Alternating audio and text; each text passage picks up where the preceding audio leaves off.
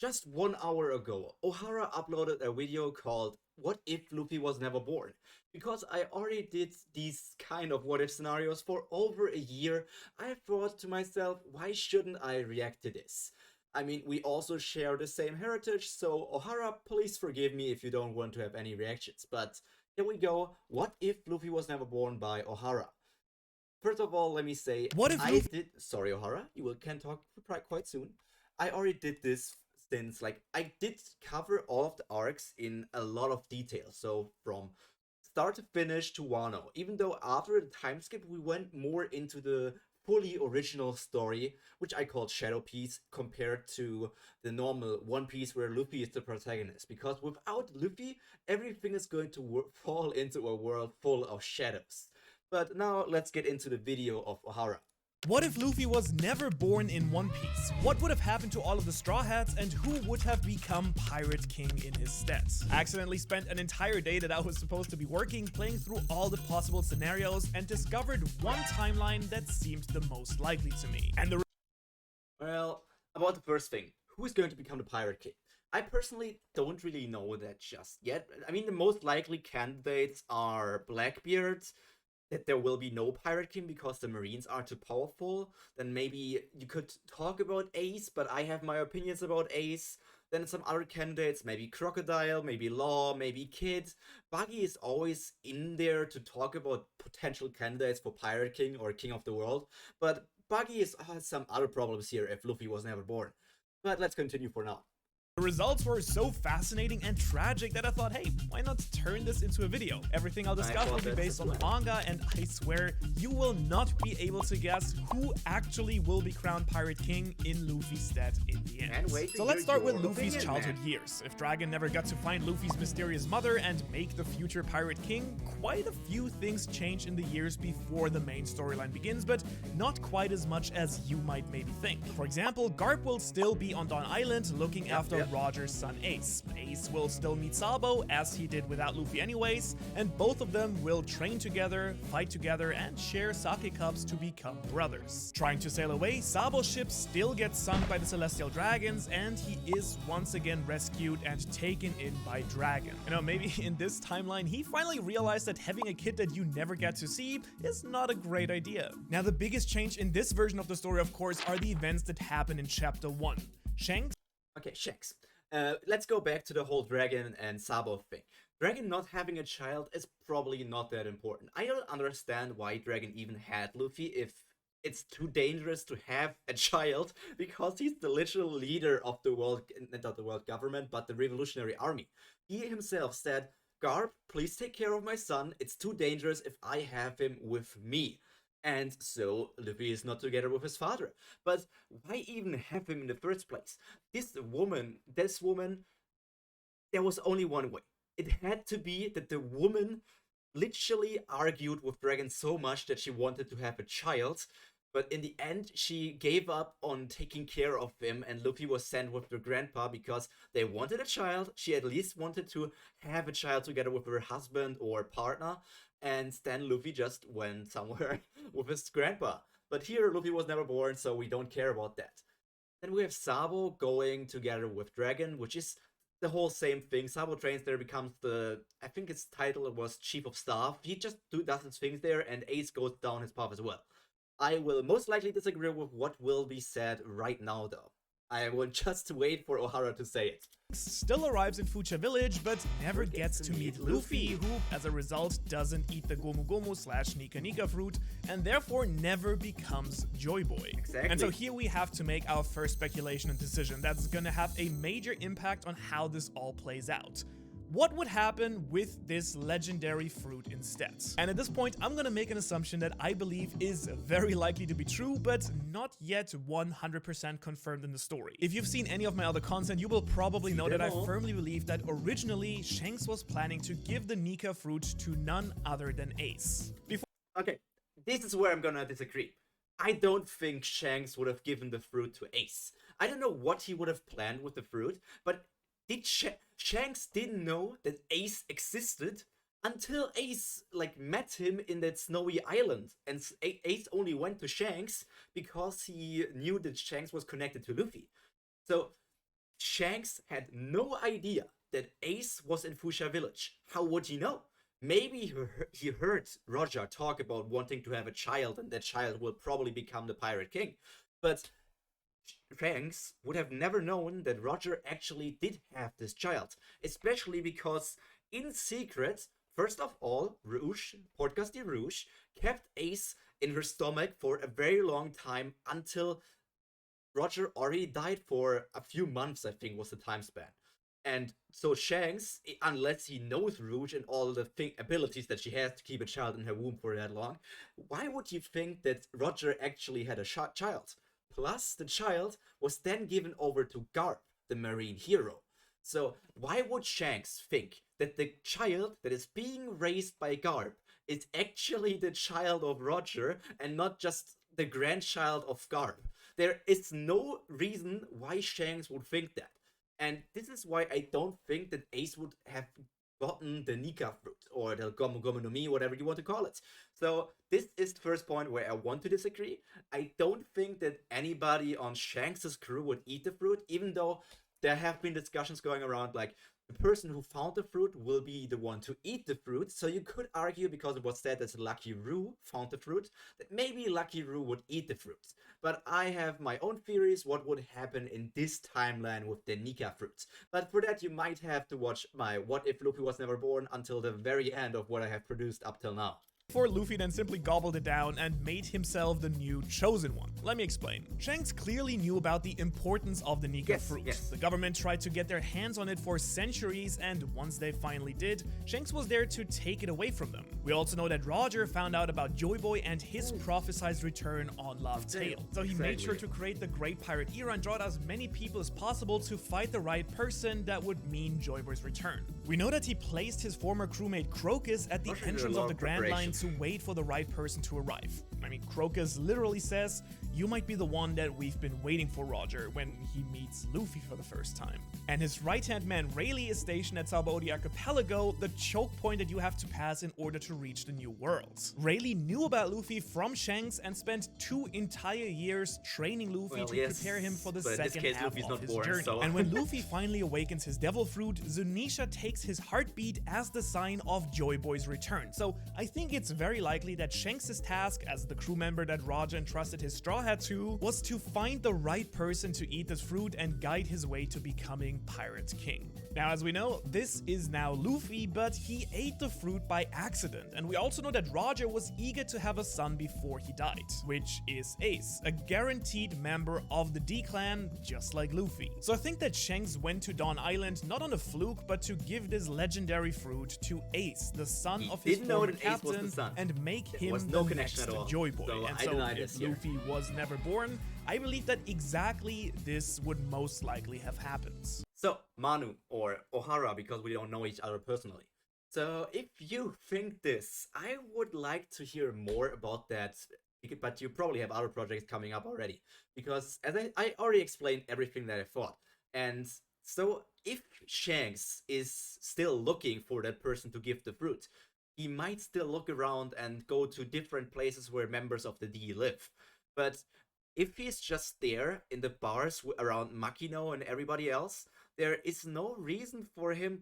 How would you find Ace? Ace is like barricaded inside of this mountain bandit camp back there. So unless Shanks looks around the entire island, then finds the kid and tells him, "Oh yeah, I was on the crew of Goldie Roger," and Ace is open enough to say, "Oh, that's my father," he would never know that those two characters are connected.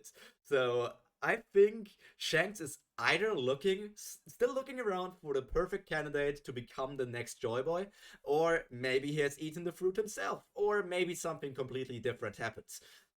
We don't know that exactly. That's why we have Luffy. Shanks finds Ace and gives him the Nika fruit. He might even sacrifice his arm once again to make sure that Ace would try to become a... Ace already showed Conqueror's Haki at this stage, so even I don't think Ace would be as scared in the situation when he was there in the water as Luffy was, so he could even potentially use his Conqueror's Haki to scare off the Lord of the Coast, but that's just, we're going off on tangents here and there. great pirate as well. After that, however, I think that things would stay actually quite similar. Shanks makes sure to watch over Ace from afar, but lets him kind of do his own thing. As a result, Ace becomes a pirate, becomes captain of the Space Pirates, gets defeated by Whitebeard, and once again joins Whitebeard's crew. Very much to the displeasure of Shanks, Rayleigh, and co, because Whitebeard doesn't have any interest in going to Laugh Tale, but also is too powerful to be convinced otherwise, although not for a lack of trying here. So as a result, Ace becomes a strong pirate and commanded by the Whitebeard, only that this time he has rubber powers instead of fire powers. But Ace is pretty smart, as we know, and he figures out how to use his fruit effectively, just like Luffy did. Which now finally brings us to the current timeline and Let's go! That's the part where we actually get never interesting. born and never set out to sea to gather his crew, what would have happened to each of them? Without him, things get quite dark. So we start the East Blue Saga by going to Alvida's ship, where Luffy pops out of a barrel at the beginning of the storyline to save Kobe. But this time around, however, there is nothing in this barrel. As a result, Kobe will, for the rest... the barrel doesn't even exist because it came off Luffy's small ship. Or like this what's called a nutcase? Like a very small ship has a specific name, but Luffy was traveling on that, and without that, the barrel wouldn't even exist, but that's not very important. Of his life be forced to work the deck on the pirate's ship. He will never be inspired to follow his impossible looking dream of becoming a marine admiral. And as a direct result of this, neither he nor Luffy make it to Morgan's marine base, where Zoro is being starved to death by Helmeppo. You could argue that maybe Kobe would be freed. We just don't know that, because Kobe was kept by Alvida, and Alvida, if she doesn't get defeated, she also doesn't get her devil fruit ever. So you could maybe say that she's going around the East Blue, and sometime in the future she could potentially go on some island or encounter a marine or something. So there is a chance for Kobe to be rescued, but I don't know how big that chance exactly is. For now, I would say it's a 50-50 if Kobe will stay his entire life together with Alvida, or if he somehow manages to maybe meet Scarp, who's patrolling around the area. Without Luffy coming to save him, Zoro at some point realizes that Helmeppo never meant to stand by his word to release him after 30 days without food. Instead, Zoro, who at this point is too weak to free himself, simply starves to death in a horrifying and tragic manner. A quite pitiful end for the future strongest swordsman in the world. Mihawk never even learns his name. A little later, starting from Orangetown, Zoro is dead. That's the first Straw Hat. And now think into the future, because all of the Straw Hats had very important encounters together with Luffy. And if Luffy wasn't there, I can already tell you, most of them wouldn't have turned out as good as they did in the canon timeline. Buggy manages to reach the Grand Line, but is soon captured by the Marines anyways. Nami has barely managed to outwit Buggy and escape him, even without Luffy's help at this point. On Okay, before we go to Syrup Village, Nami. Nami is connected to both Buggy at this point, but also later down the line with Arlong. So Nami wanted to steal money from Buggy, and she did that probably. She left behind the gold to save herself, her skin. But in this case, you could also argue Nami potentially could think that she wants to give herself the chance to be freed from Arlong. So she does a bit of scheming here and there, and actually says that Arlong has some treasure map or whatever potentially could entice Buggy the Clown and make it so that we have a scenario where the Buggy pirates fight against the Arlong pirates. And now you can go over the whole thing with Buggy versus Arlong, but because Buggy is immune to like the slashing and piercing stuff, he could just split his body up over and over again, and I personally think Buggy would be able to defeat Arlong. And we saw that Usopp was able to defeat Chu, so you can't tell me that people like Kabaji, Moji, or Richie wouldn't be able to defeat Chu. And you could mention Hachi and say that they wouldn't be able to defeat him, but Hachi is stupid. Hachi is very stupid, so maybe Kabaji can trick him and just win against Hachi. And then we finally have, what's his name? The fisherman karate guy who was fighting against Sanji. Maybe Richie fights against him, but this guy is actually the most dangerous for Buggy's crew, I think. And I don't know if that would exactly turn out well. If not, Buggy could take care of him or somebody else. I think the Buggy Pirates could potentially defeat the Arlong Pirates. So that would both solve Buggy being stationed in the East Blue, because why would he go to the Grand Line? He has this treasure map, but I'm not really remembering right now if the treasure map was leading him to the Grand Line or if it was somewhere in the East Blue. So Buggy would just stay there. He would just continue to party in Orange Town, Orange Island stuff. The Orange Archipelago is the name, I think, and just do his thing there. But Syrup Village, yeah, we all know Usopp is dead. Village, Kuro's 3-year plan to plunder the island is finally complete. Despite Usopp's warning of pirates, no one in the village believes him. At first, Usopp wants to be brave and fight, but is paralyzed by fear and he runs away. And ultimately, he and all the other villagers are just slaughtered by Kuro's men while his dad is having a party with Shanks somewhere in the New World. Shake it, Usopp. And so in this scenario, Usopp will never become a brave warrior of the sea. Well, you could argue about that. I mean, that's the thing that I'm saying about all of his points, I think. Because if Usopp was the only person, like, he would flee a bit, but I also think he would try to rescue, like, Pima, Ninjin, and the other child, whatever his name is, and Kaya, obviously. So you could say Usopp became a brave warrior of the sea in the moment he died protecting Kaya and the other people. Even if those other humans didn't get away and also died, Usopp could potentially have been quite brave to protect them.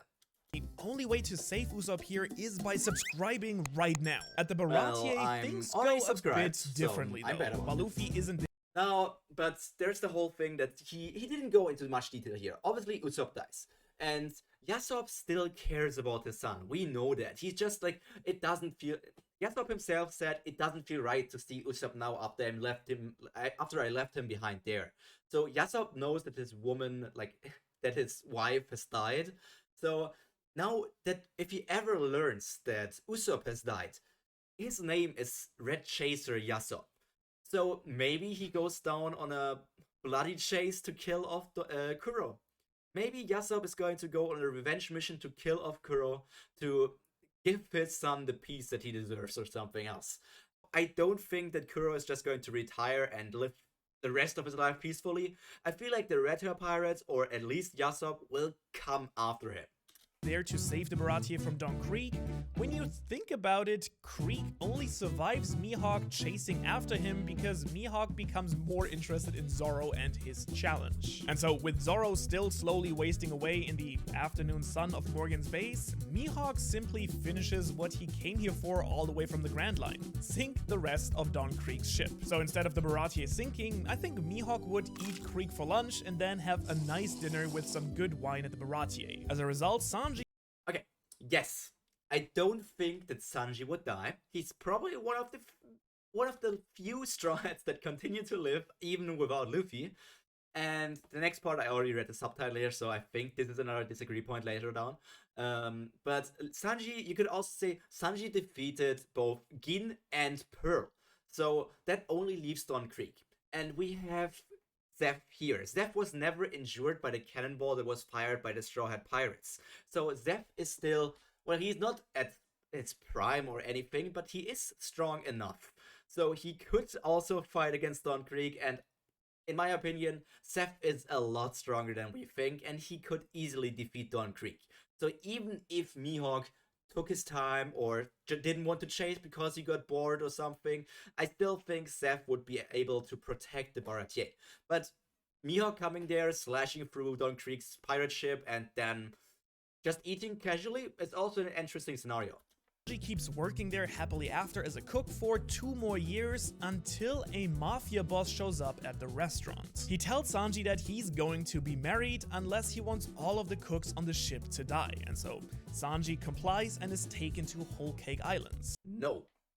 I did the same, which was technically a mistake on my end, but I just think the story is interesting. Like, the story is more interesting in that way. So Manu is going down the interesting path of everything here, but technically they wouldn't have come for Sanji. The people from the Windsmoke family and the Big Mom family, the Charlotte family, they never knew Sanji. The only reason why they knew that Sanji was alive was after the time skip when he got a bounty picture that was actually himself and not just a drawing. because that was also the point of time where his bounty changed from dead or alive to only alive.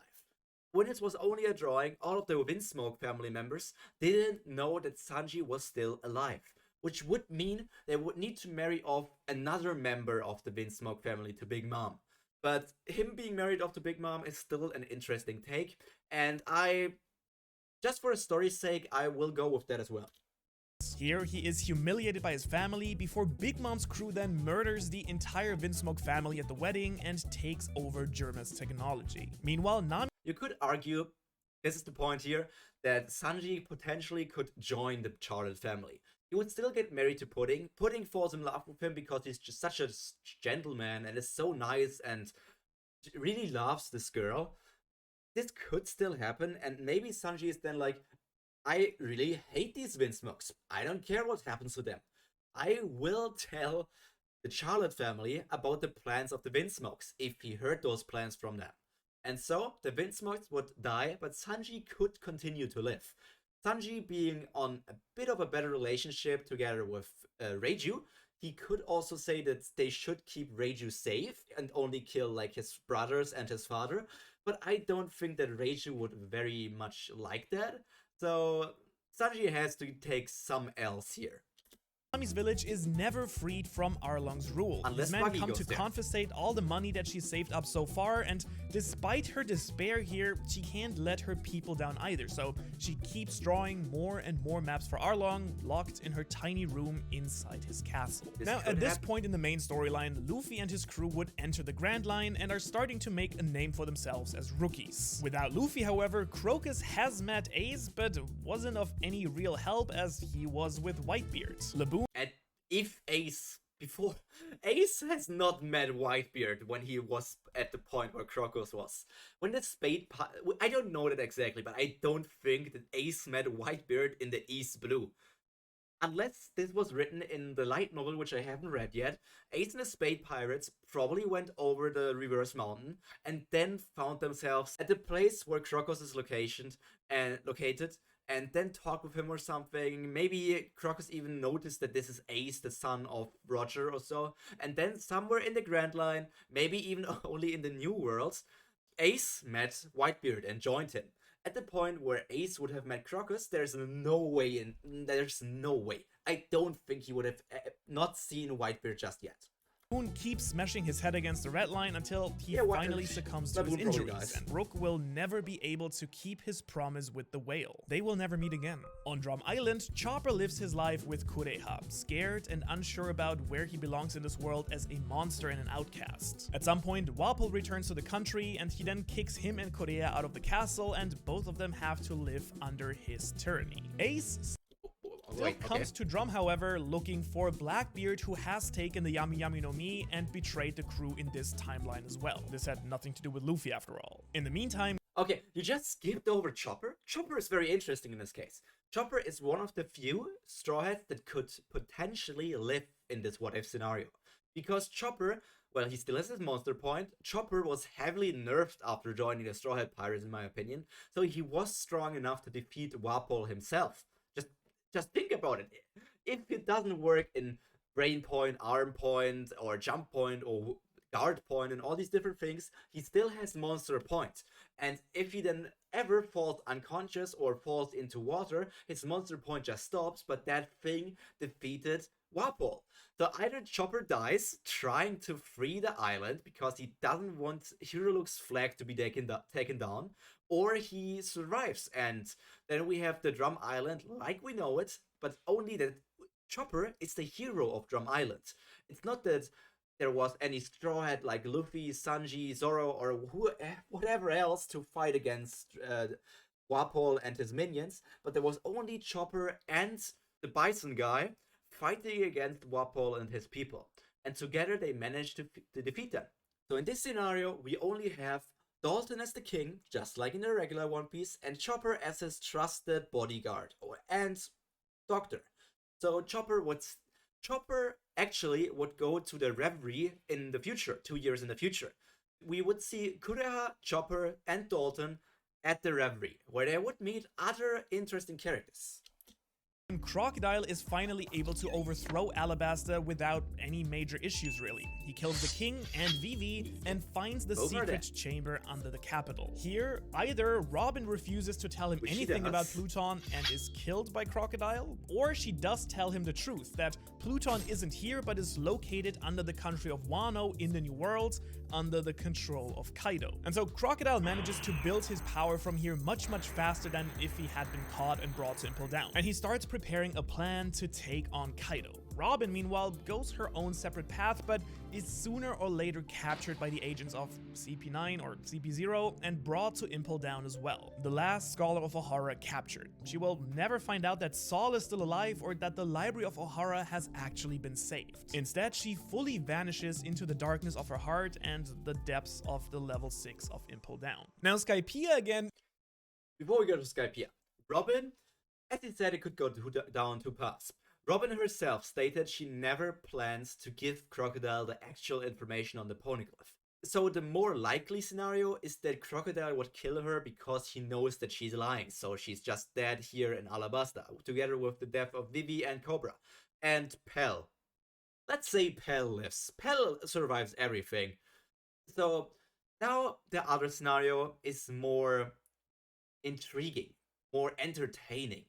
If she tells Crocodile where the thing is located, where Pluton is located, Crocodile would continue to grow in strength, potentially become the new protagonist of the story, and because there's no way, I don't know why you thought it, Ohara, but there's not 1% of a chance that Crocodile would just let Robin go away and go her own path where she gets captured by CP9. I still think she could potentially get captured by CP9, but that would lead to a fight between Baroque Works and CP9. So we would see Mr. 4 would shoot down the flag of the world government, or we would have all of the battles between Bon Clay versus Kaku, Crocodile versus Lucci, and the third people would be... Actually, it would be Mr. 1 Death Bones versus Kaku, and Bon Clay would fight against Jabra. So, and all the other people would do their things as well. We have thousands of Baroque Works members in all of these things. Crocodile's crew, or his fleet with Baroque Works, is way bigger than most of us probably remember it to be. Is very interesting actually, because without Luffy's interference, Enel is a god for a little while longer before then just making his way to the moon anyways. This time he's accompanied by his men. Also, Bellamy gets... Enel? No. His priests. There would still be Gunfall and all of the Shandians trying to fight against Enel. So while Enel would obviously win because nobody has the natural counter being rubber, that would still mean that the Shandians would defeat a lot of his priests. So I think he would still go onto the moon alone, but it would be a closer battle because we had Viper and all of these other people fighting against the priests. But the priests were defeated by the Straw Hats and other people, so the Shandians can do that themselves as well. To keep his teeth this time around. On Water 7, Frankie's simply living his delinquent life as the head of the Frankie family. At some point, Lucci and the other CP9 agents find out that he had the plans for the Pluton. I think it's fair to assume that even in this timeline, Frankie would heroically burn the plans in front of Lucci's eyes, but is executed by the furious agent who has at this point turned into a giant leopard. Meanwhile, you could also say, if we go down the path where Robin just stayed together with Crocodile, and maybe Crocodile mellowed down a bit and became nicer because he now wants to become the Pirate King, because that is actually his dream. So he just goes down this path. Robin gets captured by CP9, and the Baroque Works agents go there to free Robin. And because Robin was there, Frankie around at the same time would probably also be there. So maybe Frankie gets to join Baroque Works. Maybe Frankie will become a new Mr. Something Something. Maybe he will become Mr. Zero. While Shanks is once again meeting with Whitebeard, he's here to talk about Blackbeard and urges Newgate to call Ace back. He is way too important to die. In the Florian Triangle, Brook spends the next year alone in the dark without his shadow. Moria, meanwhile, grows his zombie army and finds a suitable shadow for Oars instead of Luffy. He then takes Thriller Bark to the New World and decides to attack Wano once again, convinced that this time he can win. However, even with Oars' reanimated corpse, he can't stand up to the might of the Beast Pirates. While he's actually able to enter the country and lay siege to the Flower Capital, once Orochi calls for help, Kaido and the All-Stars swoop in and ultimately defeat his army in less than 10 minutes. As a result of this, Brook's shadow is released and he does go on to become a rock star, just as he did during the time skip in the main storyline. And at the same time, Onimaru is able to bury Ryuma's corpse that has been left behind by Moria back at his grave, and lies Shusui on top of it. After Thriller Bark, the tragedy on Sabaody Thriller Bark, or the whole Moria story here, is, I talked about that more in my scenario, but Moria is interesting. He said himself that having Ryuma's corpse together with whatever shadow of a swordsman he wants to plant inside of it, and Ors's corpse with whatever shadow he wants to get in there, that would be his trump card to defeat Kaido. But as it is, we all know that would have never been the case unless Kaido was incredibly nerfed in this scenario. So either Moria goes down this path and gets easily destroyed and kills, or he just continues to stay and build up his zombie army even more, make it even bigger, and sometime in the future, maybe 2 years down the line, after the war at Marineford and everything else, he will go down there to Kaido. But that's something I already talked about.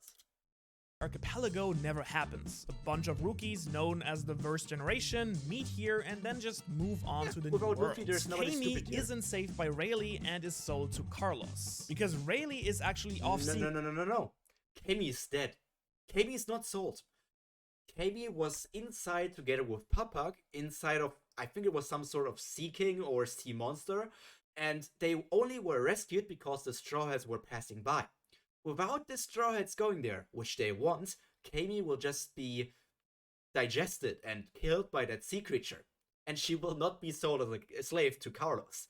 Which, in my opinion, I don't know which fate of those is the better one. Being a slave for Carlos, or being digested by a giant sea monster. Make your decision, which one is better?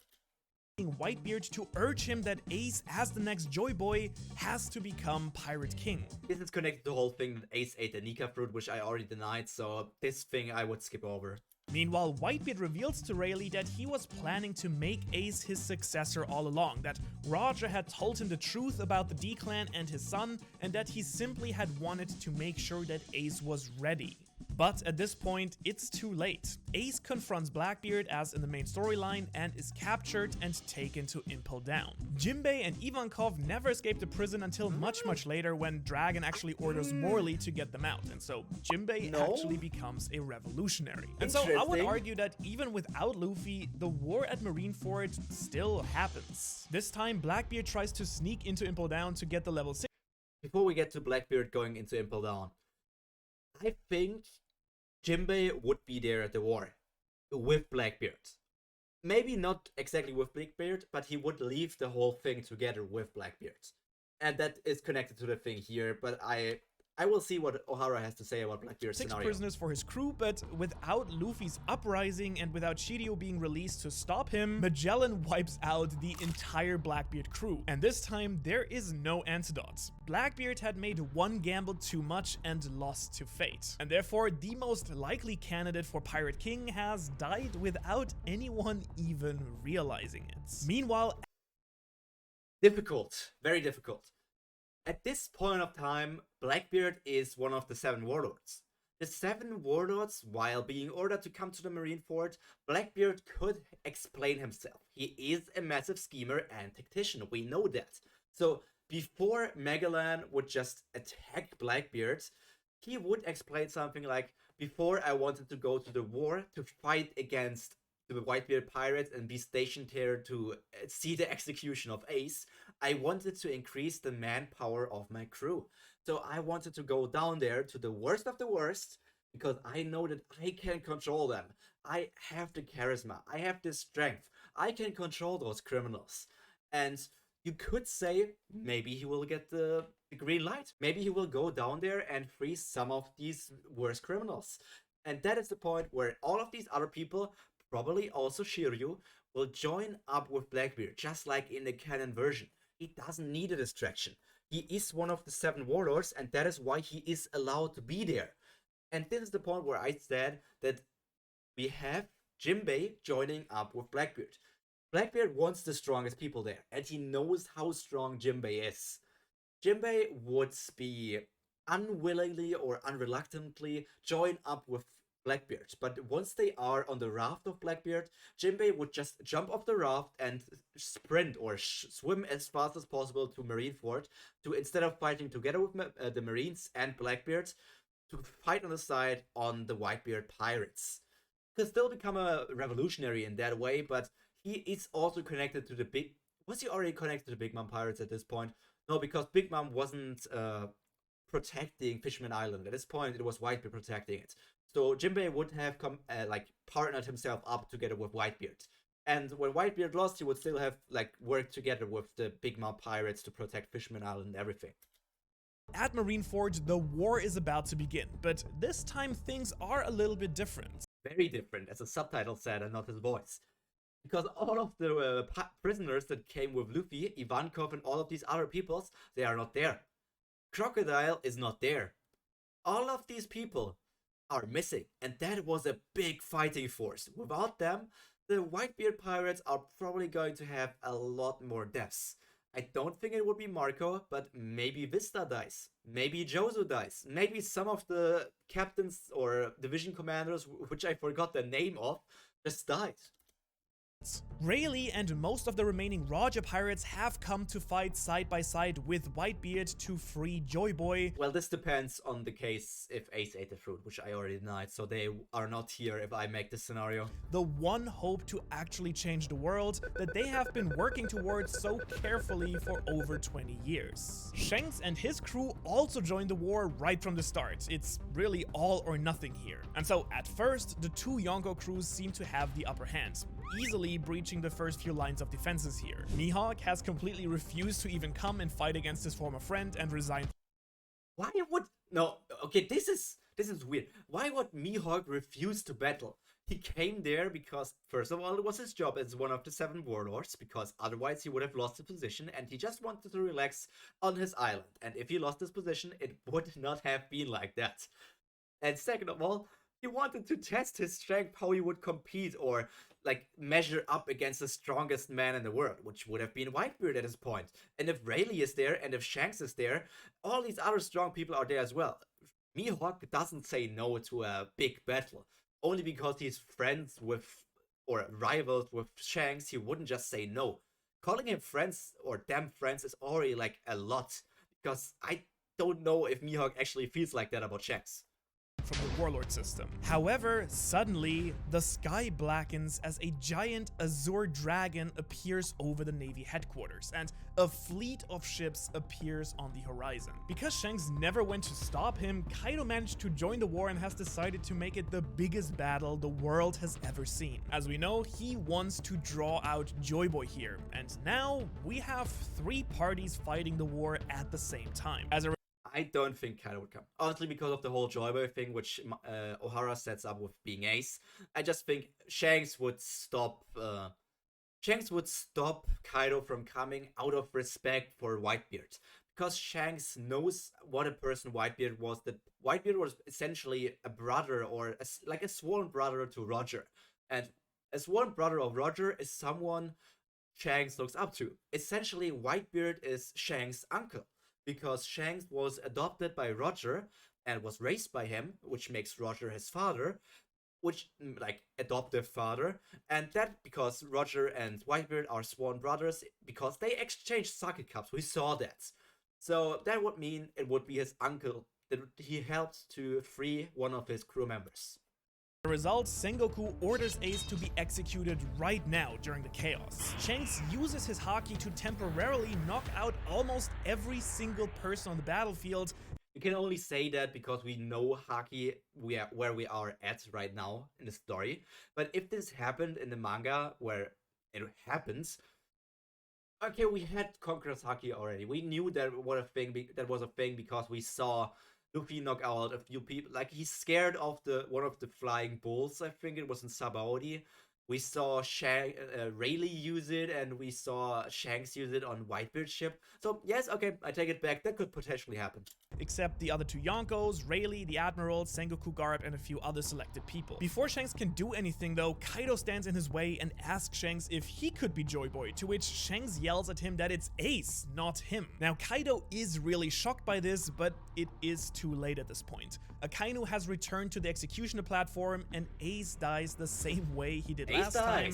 Just kill him not off. even able to give his life for his little brother. And as a result, the entire battlefield, shocked, falls into an eerie silence. But then something strange happens. Suddenly, Ace begins to melt as a drum slowly starts to beat in the background. Ace, just like Luffy, has died and thus awakened his legendary We don't know if that's Devil the awakening Fruit. condition. Joy Boy has returned. With an awakened Ace who already is quite a lot older and stronger than Luffy was at this point, the tide of— Was he though?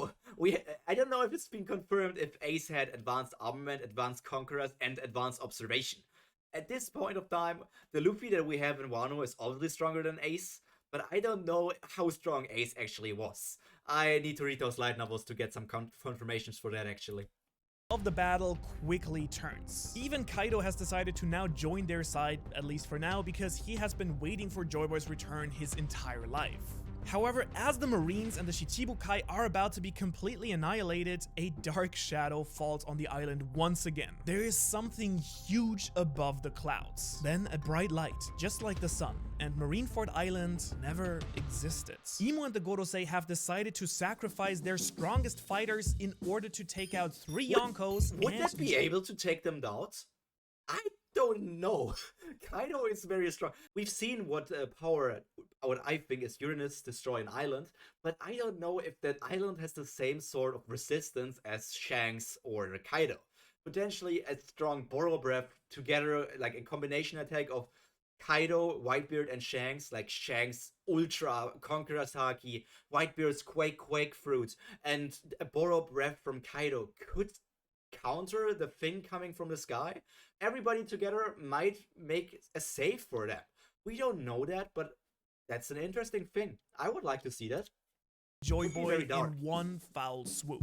Okay, so in the aftermath of this immense war, the last standing Yonko is now Big Mom, who collects Shanks's and Kaido's road poneglyphs and takes over Wano and Elbaf. With the Orochi— Has it been confirmed that Shanks is the person that controls Elbaf and has a road poneglyph on it? Or is it just him putting his fury in there? I really don't know that. Please explain that to me. By her side, 2 years later, when Momonosuke, Kanjuro, and Kinemon appear from the past, she learns the location of Zou from Kanjuro and takes the last poneglyph from there as well. Then, using Pudding's abilities, she is able to decipher the hidden location of Laugh Tale and is crowned Queen of the Pirates. Told you wouldn't guess it. However, as she reads Joy Boy's words on Laugh Tale, she realizes that she can't change the world without the Nika fruit. And when you really think about it, it's kind of crazy how important Wano is, even in a world without Luffy. I mean, there are just so many things that we just learned in this one arc. If you want a 1 hour plus breakdown of all of Wano, I'm sorry, I'm not going to watch it again. It already took up an hour of my life. Right here, right now, if you want. But thank you for the video. Very interesting. They're actually... Oh yes, look at all these videos. Anyways, let me close this down here. So it was very interesting to watch this thing from Ohara. I have to disagree on a lot of points, as you heard in my opinion over the video, but I also agreed with a lot, and it makes for an interesting story. What if scenarios always make me, like, my eyes glimmer with interest and all these different things that could potentially happen? I want to write stories about One Piece, even if it's fan stories or write original stories. So this is so cool that Ohara covered a similar story, or basically the exact same thing I started over a year ago. If you find this video, well, it's cool if you watched it until the very end. Ohara, if you see this, hi, thank you for watching this and for covering a topic that I already talked about so much on my channel. But that's it from me for today. I have linked Manu's video in the description down below, but if you want to watch a different video from my humble collection, why don't you watch this video where I try to transport Tekking into the One Piece worlds, but not being an isekai, he was just born there and grew up together with somebody else that you all know quite well. But that's all from me for today. So all that's left to be said is stay happy, stay healthy, and most importantly, stay cultured. Pyro out. Bye.